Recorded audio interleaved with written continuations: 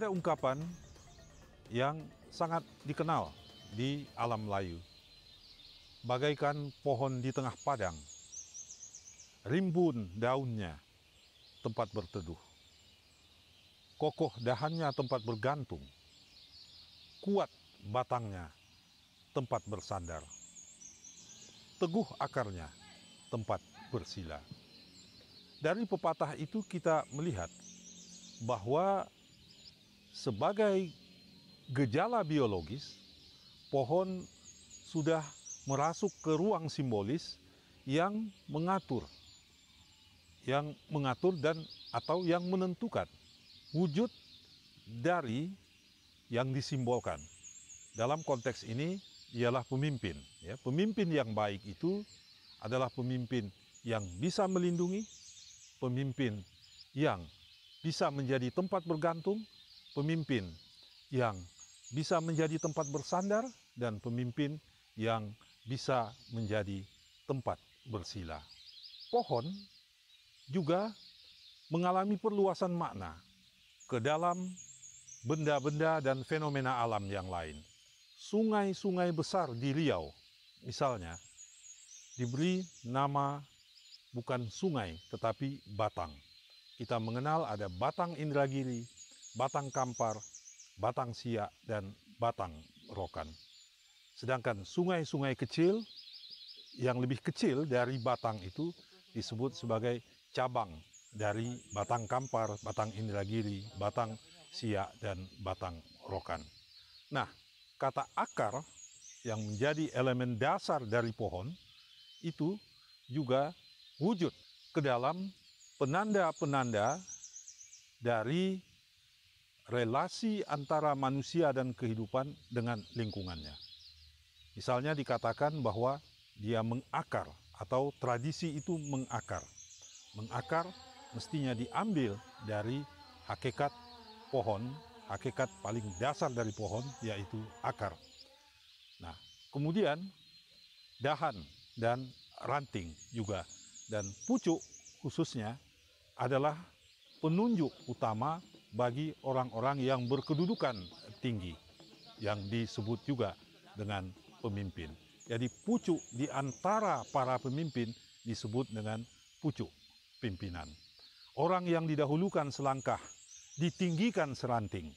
Ditinggikan seranting, lagi-lagi memperlihatkan betapa pohon memberikan sumbangan yang amat besar terhadap kebudayaan, terhadap alam pikiran orang-orang Melayu.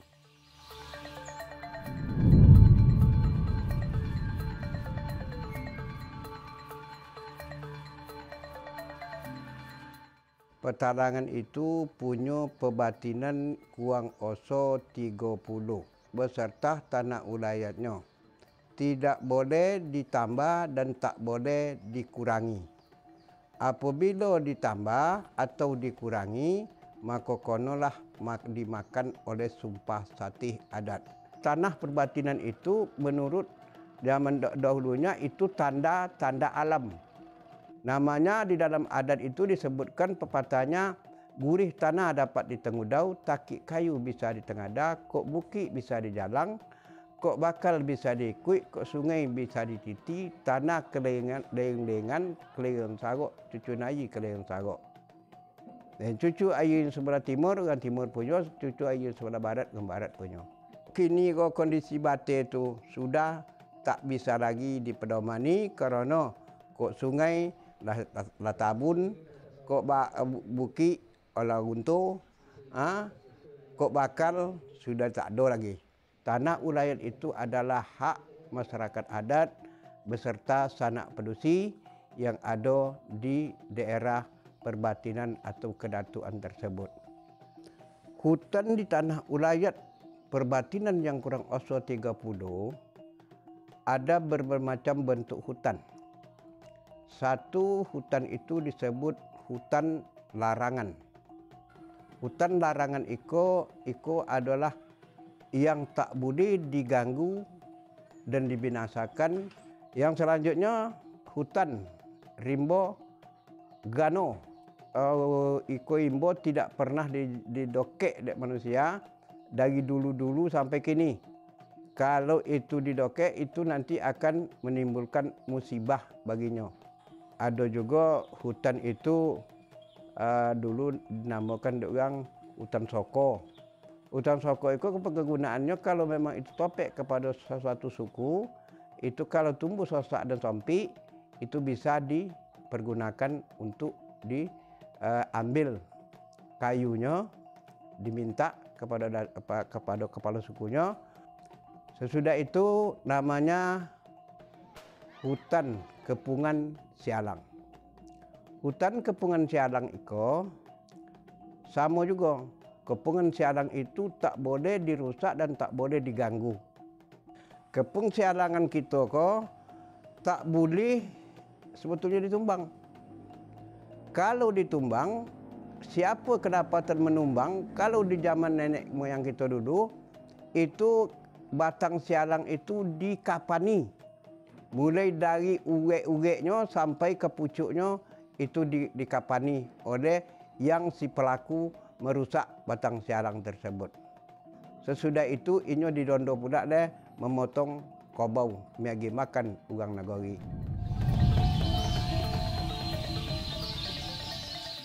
Mengapa kepungan sialang penting buat sialang?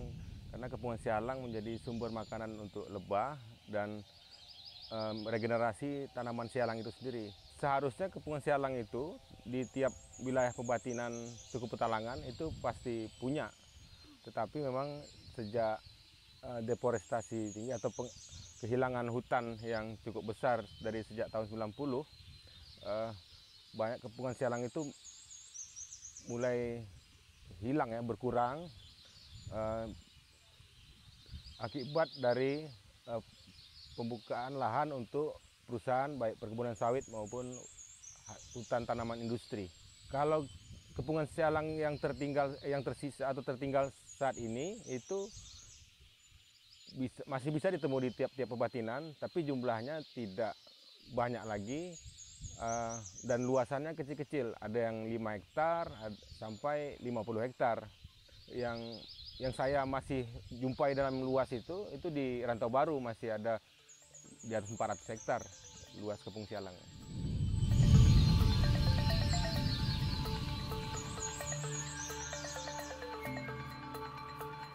Catatan Walhi menunjukkan jumlah hutan tersisa di Riau saat ini itu 1,2 juta hektar dari yang seharusnya 6,5 juta hektar.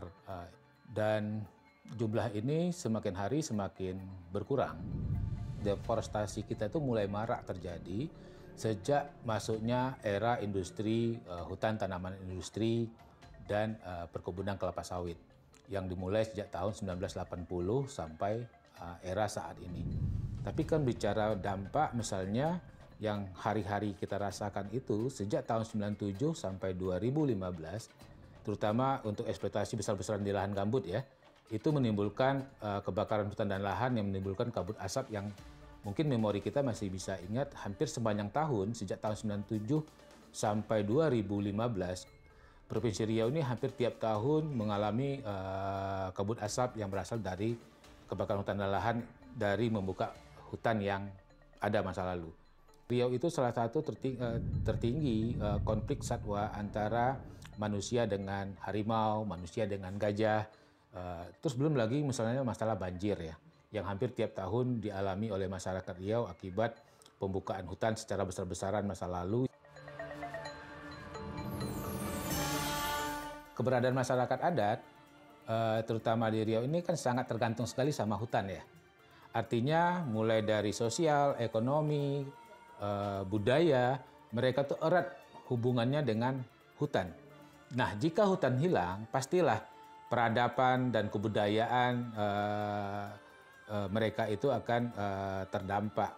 Dan juga sekarang sudah banyak terjadi konflik misalnya, di mana hutan-hutan mereka itu yang dulunya menjadi sumber kehidupan mereka, sekarang sudah berubah menjadi komoditas akasia atau perkebunan kelapa sawit.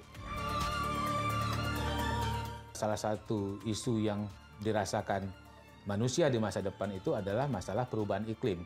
di mana bumi semakin panas, air laut semakin tinggi, kekeringan akan terus terjadi. Tentu kehidupan di masa depan itu tidak akan nyaman.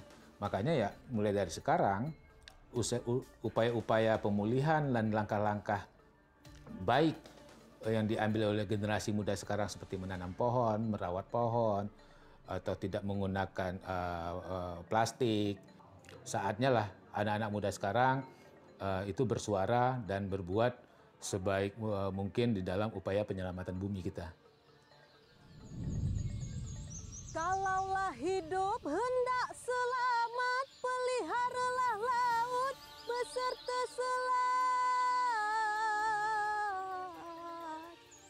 Peliharalah tanah berhutan lebat, di situ terkandung rezeki dan rahmat Tuhan. Di situ terkandung tamsil ibarat, di situ terkandung aneka nikmat, di situ terkandung beragam manfaat, di situ terkandung petuah lah ada.